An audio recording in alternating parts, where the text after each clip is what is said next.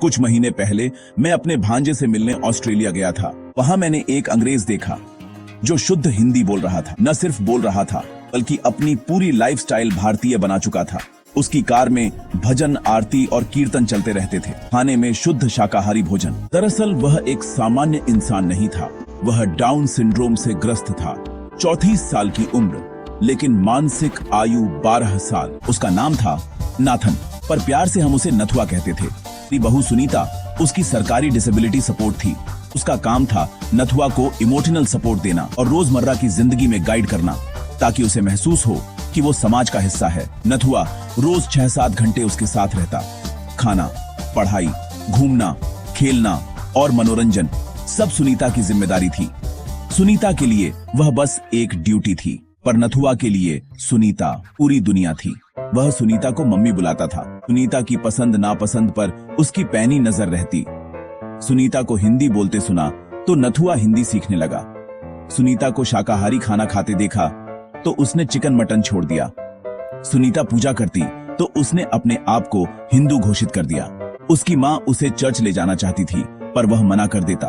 उसकी दलील बस इतनी, मैं हिंदू हूँ, सुनीता मेरी माँ है। सुनीता किसी दिन छुट्टी लेती तो उसे miss you, mummy love you mummy के मैसेज भेजता। पर उसकी सबसे अद्भुत बात थी उसका समर्पण और अनुशासन। सुनीता जैसे ही किचन में जाती, नथुआ तुरंत उसके आसपास मंडराने लगता।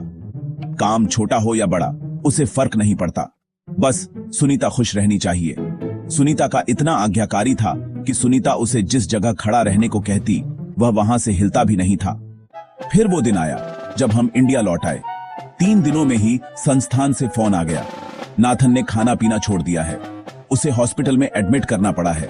सुनीता का लौटना उसकी जिम्मेदारी नहीं थी, इसलिए नथुआ की मां ने अपने पैसे से उसका एयर टिकट भेजा, बस इस उम्मीद में कि सुनीता आएगी तो नथुआ जी उठेगा। और यह सच निकला। चूंकि यह एक अस्थायी नौकरी थी, सुनीता के नौकरी छोड़ते ही नथुआ अनाथ हो गया। संस्था ने दूसरे सपोर्ट वर्कर्स लगाए, पर नथुआ ने साफ कह दिया, मुझे बस मम्मी के साथ रहना है। अब वह अपने माता पिता के घर पर रहता है। जब कभी वो किसी बात पर अड़ जाए तो उसकी माँ फोन करके सुनीता को बुला लेती है, क्योंकि नथुआ सिर्फ उसी की मानता है।